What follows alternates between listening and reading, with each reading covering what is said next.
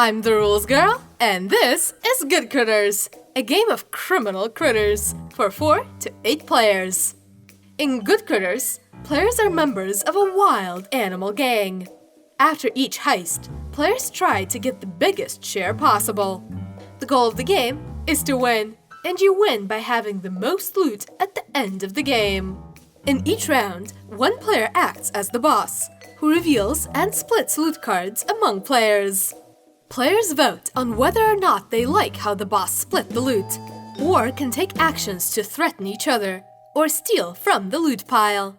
To start a round, the boss reveals loot cards equal to the number of players, +2.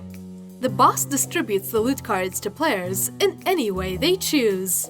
Now, players discuss the loot distribution and play an action card face down.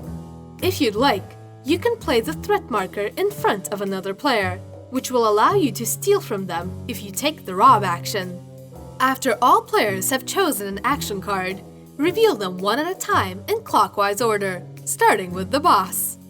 There are 5 types of action cards: Vote Yes, Vote No, Skim, Rob, and Guard. Voting cards mean you're in favor or against the boss's proposed loot split.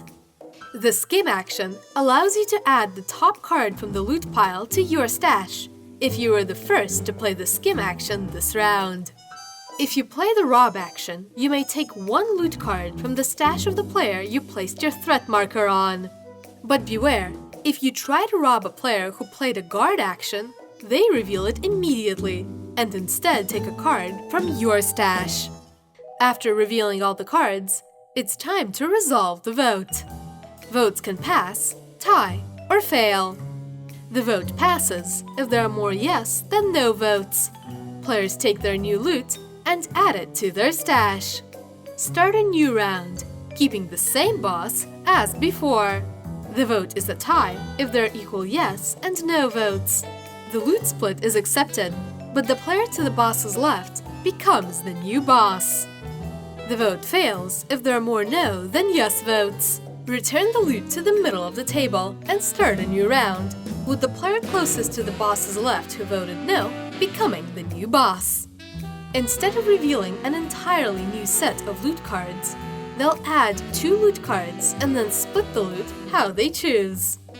After resolving the vote, each player takes back their action cards and threat markers before starting the next round.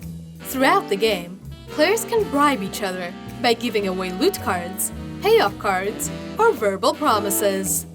If you want a player to vote yes or no as their action, you can offer a binding bribe.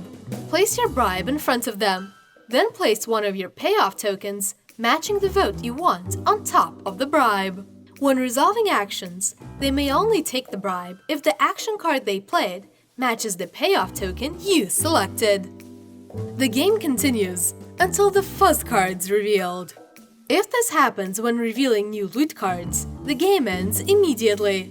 If you reveal it when taking a skim action, draw a new card, and this will be the final round. All players count up the loot values in their stashes and their payoff cards, and the player with the most money wins the game. Ready to play? Each player chooses a critter and takes their 5 matching action cards, payoff tokens, and threat marker.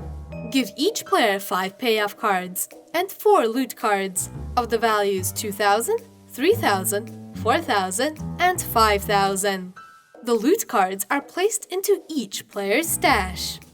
Create the loot pile by shuffling all remaining loot cards together.